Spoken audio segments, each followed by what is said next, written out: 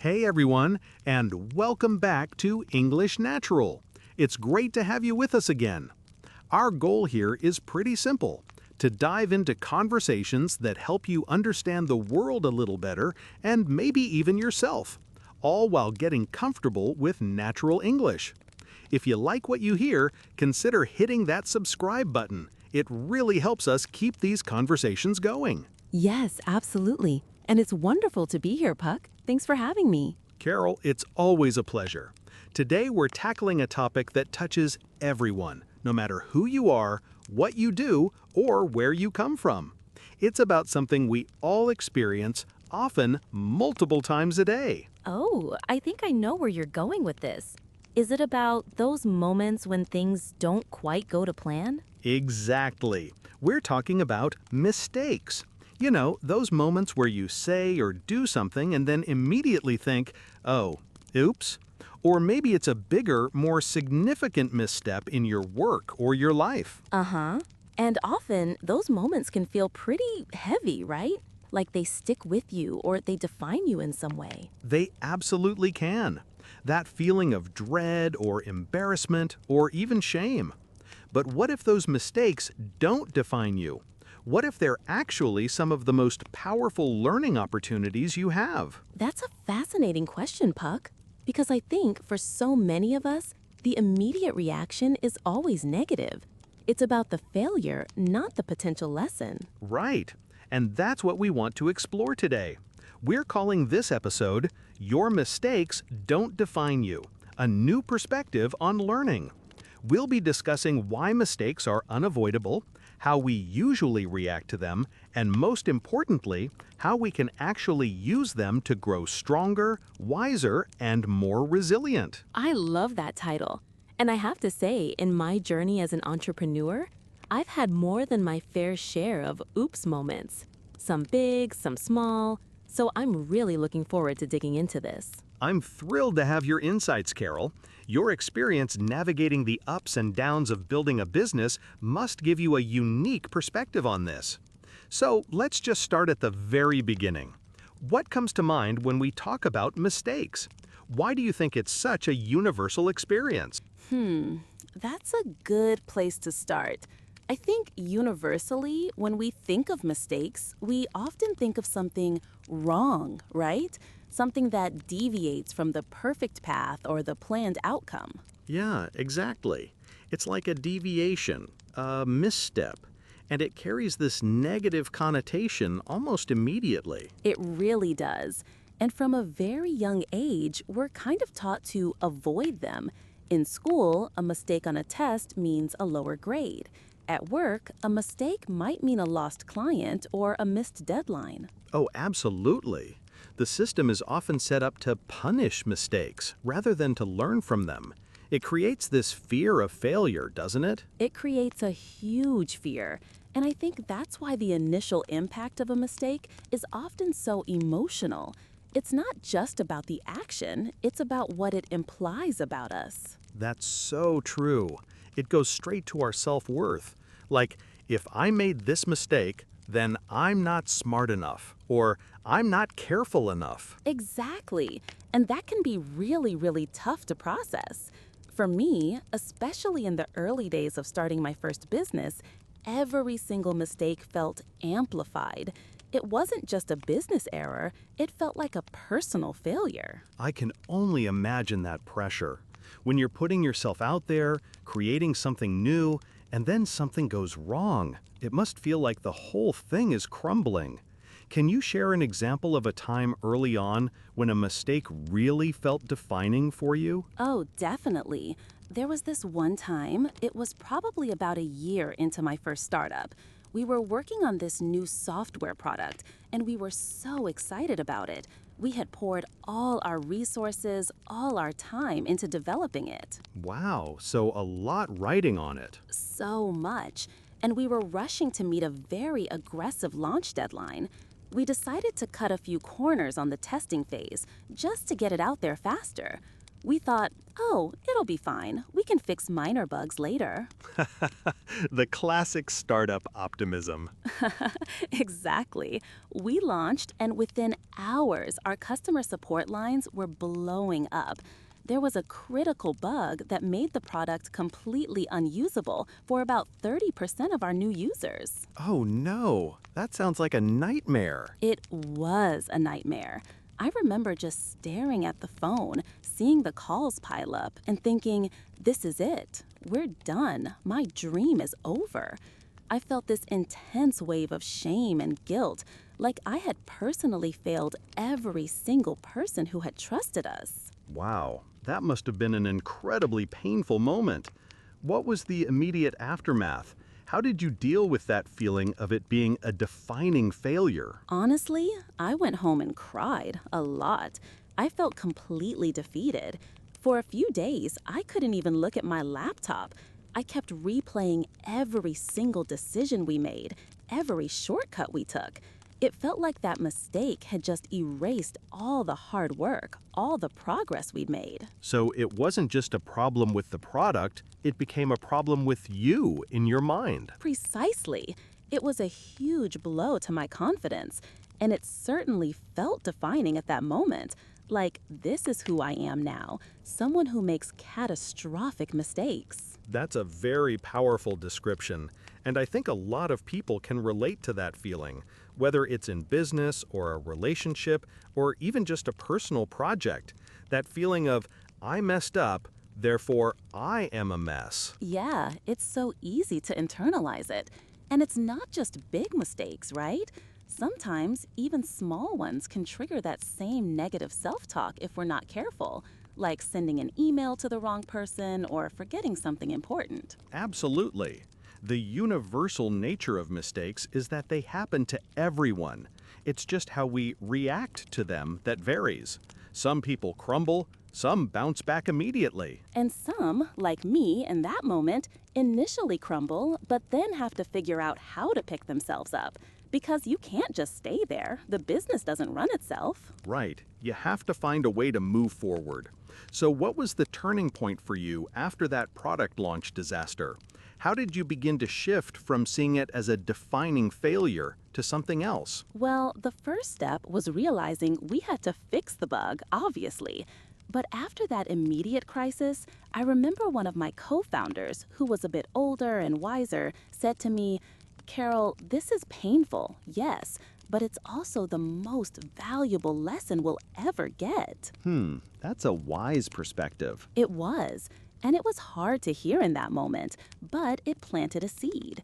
He kept repeating, it's data, Carol, not a disaster. It's painful data. Painful data. I like that. It immediately reframes it from an emotional event to something more analytical, more objective. Exactly. And that was the very beginning of my journey to changing my relationship with mistakes. Before that, every mistake was a sign of my inadequacy. After that, I started trying to see them as, well, just data. Information that tells me what not to do next time or what to do differently. So it wasn't an instant switch, but a gradual process of changing how you interpreted what happened. Absolutely. It required a conscious effort to stop the negative self-talk and start asking, okay, what can I actually learn from this? And that's a much healthier place to be. That's a perfect segue, Carol, because that brings us right into our next point, this idea of shifting our perspective. Moving from seeing mistakes as outright defeats to seeing them as valuable data. How do we actually do that? It's not easy, especially when the emotions are running high. But for me, it really started with understanding that every outcome, whether good or bad, provides information. If a plan works, you know what to keep doing. If it doesn't, you know what to adjust. So it's about depersonalizing it a little, taking the me out of the mistake and just looking at the facts. Exactly. Instead of I failed, it becomes this approach didn't work this time, or we learned something new about X. It's a subtle but powerful shift in language and mindset. And it sounds like this is crucial for anyone, not just entrepreneurs. Like, if you're trying to learn a new skill and you make a mistake, do you say, "I'm terrible at this," or "Okay, that's interesting. What did I do wrong there?" Precisely. The second one leads to growth. The first one leads to giving up. And that's the core of failing forward. It's not about embracing failure for its own sake, but about extracting the lesson and using it to propel you forward. That's a fantastic way to put it. Propel you forward. So, what separates someone who gives up from someone who learns? Is it just mindset, or are there practical things they do differently? I think it's a combination. Mindset is foundational, but then there are definitely practical steps. The people who learn are often the ones who immediately go into analysis mode rather than self-pity mode. Oh, interesting. So instead of dwelling on the "why me," they ask, "Why did it happen?" Exactly. Why did it happen? What were the contributing factors? What part did I play? What part did external circumstances play? What could I do differently next time? These are the questions that lead to actual solutions. That's a very practical approach. It's like being a detective for your own mistakes. Yes, a mistake detective. I like that.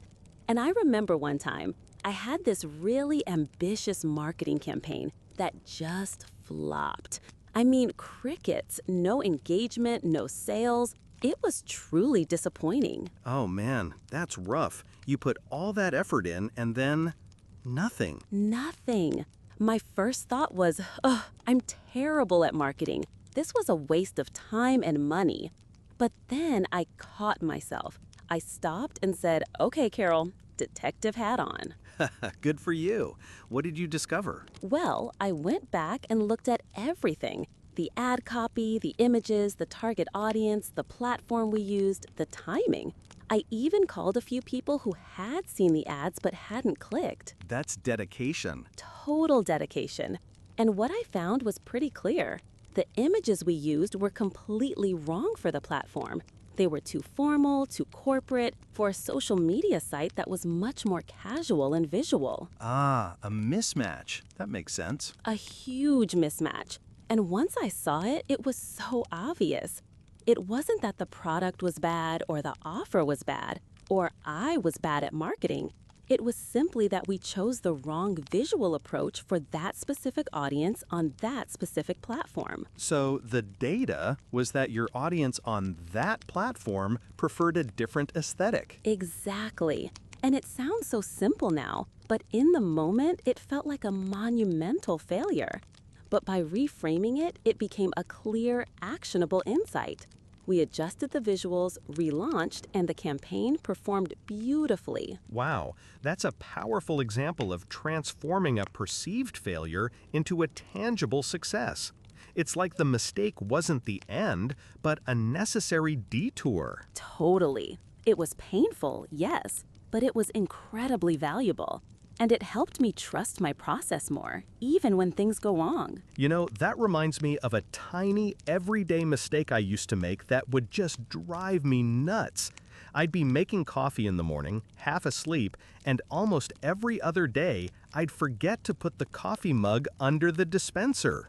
Oh no. So coffee everywhere? Coffee everywhere. And my first reaction would always be, "Ugh, Puck, you are so scatterbrained. How could you do this again?"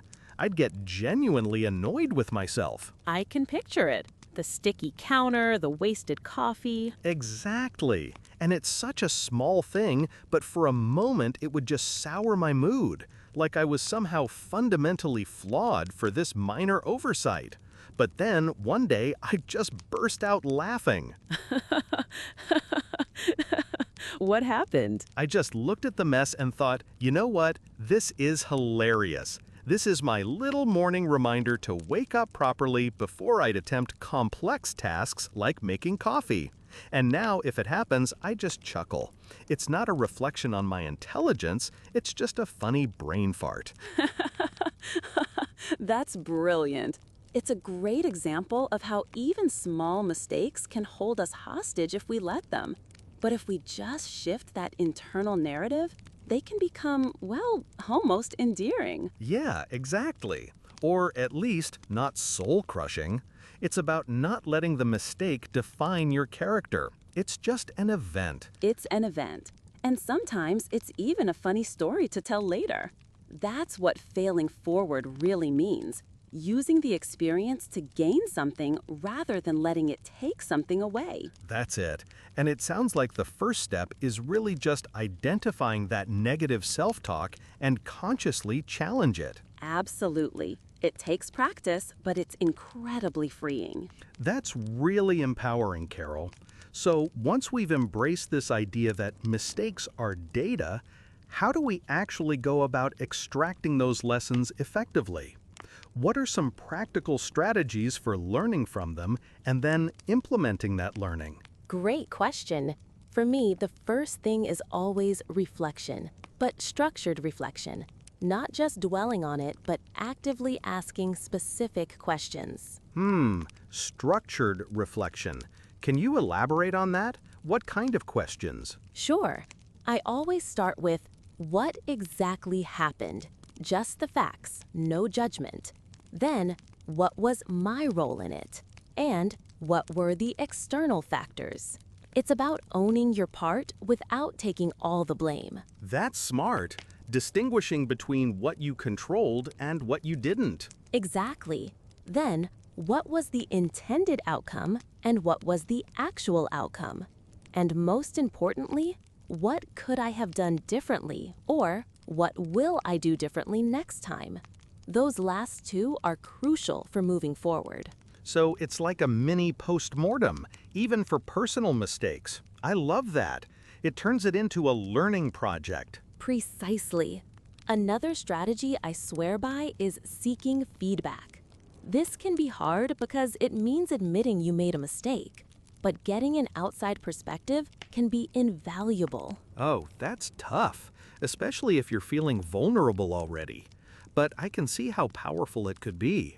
Someone else might see something you totally missed. Exactly. They might point out a blind spot, or they might even say, actually, that wasn't entirely your fault. X, Y, or Z happened. It helps you get a more complete picture. That's a great point. It helps distribute the burden of the mistake too, if it was a team effort. Right. And then, once you have these insights, the next step is experimentation and iterative improvement. Don't just learn from the mistake and then never try again. Use the lesson to try a new approach. So it's not just about stopping the bad thing, but actively trying something new that incorporates the lesson. Exactly. Think of it like a scientist in a lab. If an experiment doesn't work, they don't throw away their career. They analyze why it didn't work, adjust one variable, and try again. It's the same in life and business. That's a fantastic analogy. Iterative improvement. I like that. You just keep refining. Absolutely. And you know, a surprising but incredibly effective piece of advice I've adopted from someone I admire is to actually celebrate the learning. Whoa! Celebrate the learning from a mistake? That sounds counterintuitive. How do you do that? It does, right? But think about it. We're often so hard on ourselves for the mistake itself. But if you truly extracted a valuable lesson, something that will prevent a bigger problem later or help you grow significantly, that's worth celebrating. So it's shifting the focus from the negative event to the positive outcome of the learning process. Yes. So maybe it's not a huge party, but it's a moment of internal recognition. Okay, that was rough, but I got X out of it, and X is really valuable. It reinforces the idea that mistakes are growth opportunities. That's actually a really profound idea. It flips the script entirely. Instead of punishing yourself, you're almost rewarding yourself for the wisdom gained. Precisely. It helps rewire your brain to see mistakes not as something to fear, but as stepping stones. I've seen some people who even keep a failure journal or a lessons learned log. It's not about dwelling on the negative, but literally documenting the insights gained from things that went wrong. That sounds like a version of your celebrate the learning. Oh, absolutely. That's a fantastic example. I actually have a small section in my project management software specifically for lessons learned. It's a very practical way to make sure those insights aren't lost. It's basically a mistake journal for my business. That's super smart. It turns abstract learning into a concrete asset. It almost makes the mistake profitable in a way, because you're gaining intellectual capital from it. Exactly. And it reinforces that mindset shift we talked about. It's data. It's not failure. It's just information that helps you build something better next time. So, to recap for our listeners, it's structured reflection, seeking feedback, experimenting, and then actively celebrating or documenting the learning. That's a really solid framework. I found it incredibly effective. It's changed my entire approach to challenges and setbacks. That framework sounds incredibly useful, Carol. But even with all these strategies, mistakes can still sting, right? There's often an emotional component, like shame or guilt. How do we deal with that emotional aftermath and build resilience, especially when it feels like we're making the same mistake over and over? Oh, absolutely. The emotional side is huge, and it's important to acknowledge it. You can't just intellectualize your way out of feeling bad. That's so true. It's easy to say, oh, it's just data, but your stomach might still be doing flip-flops. Exactly. So the first thing I'd say is allow yourself to feel the emotion, but don't dwell in it indefinitely. Acknowledge the disappointment, the frustration, maybe even the anger. Give yourself a moment to process it. So it's not about suppressing the feeling, but recognizing it and letting it pass, like a wave. Precisely. And then, and this is so important, practice self-compassion. This is something I struggled with for years. We are often our own harshest critics. Oh, tell me about it. We say things to ourselves we'd never say to a friend. Never. If a friend made a mistake, you'd say, "It's okay, you'll get through this. You learned something." But to ourselves, it's, "You idiot. How could you be so stupid?" It's a completely different conversation. Such a double standard. So how do you actively practice self-compassion after a mistake? For me, it's about consciously shifting that internal voice. I literally imagine what I would say to a good friend who is in my situation. Then I say those exact words to myself. "It's okay, Carol. This was tough, but you tried. You're human. You'll learn and do better next time." That's a powerful technique. It's like being your own best friend. It really is. And it's so much more productive than beating yourself up. Because beating yourself up doesn't actually solve the problem or make you learn faster. It just keeps you stuck in guilt. That's incredibly insightful.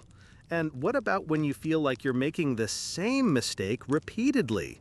That can be particularly demoralizing. Oh, that's the worst, isn't it? It feels like you're not learning at all. In those cases, I think it's crucial to go back to that mistake detective mindset, but maybe even more deeply. Deeper dive? What does that look like? It means asking, is there an underlying pattern here? What's the trigger? What's the root cause that I'm missing? For example, if I kept making the same scheduling mistake, I'd ask, is it about my time management system? Is it about overcommitting? Is it about distractions? So you're looking for the why behind the why. Not just what happened, but why it keeps happening. Exactly. And sometimes you might need to try a completely different approach. If one strategy isn't working, don't just try harder at the same thing. Change the strategy. That makes so much sense. Like, if you keep losing your keys, don't just tell yourself to be more careful. Maybe you need a designated key hook by the door. Precisely. Change the environment, change the system, not just blame yourself. And I've had moments like that in business where I tried to fix a problem one way, it didn't work. Tried again, still didn't work. Tell me about one of those times. It sounds like you had to really dig deep. Oh yeah. There was a period where my team kept missing internal deadlines. We tried to rush things, quality would suffer, and it was just a cycle of frustration. My first reaction was, We need to be more disciplined, work harder. Classic response. Totally. But it didn't work. We still missed deadlines. It was so demoralizing. I felt like I was failing as a leader, and the team was burning out. I just kept thinking, why can't we get this right? That sounds incredibly tough, especially when it affects your whole team. It was. So I finally took a step back and realized my fix was just asking for more effort. But the real problem wasn't effort, it was that our project scope was too big for the time we had. We were consistently underestimating how long tasks would take. Ah, the scope creep. That's a common one. Exactly. Once I identified that root cause, everything changed. We started breaking down projects into much smaller phases, setting more realistic expectations, and building in buffer time. It wasn't about being more disciplined anymore. It was about having a better system. That's a fantastic example of not just identifying the mistake, but the source of the repeated mistake. And it must have been a huge relief for you and your team. A massive relief. It taught me that sometimes when you're stuck in a cycle of repeated mistakes, the solution isn't to try harder, but to look deeper at the system or the fundamental assumptions, and to have compassion for yourself and your team. So it really comes down to this core idea. Your mistakes don't define you. They're just opportunities for growth and a chance to refine your approach. Absolutely. They are stepping stones, every single one. And learning to see them that way and to treat yourself with kindness when you make them is probably the most valuable lesson I've ever learned. Wow, Carol, this conversation has been incredibly insightful. I feel like we've covered so much ground today, from the initial sting of a mistake to actively using them for growth and resilience. It's been a pleasure, Puck. I truly believe this is a message everyone needs to hear because we all navigate these moments. We absolutely do. And the key takeaways for me are clear.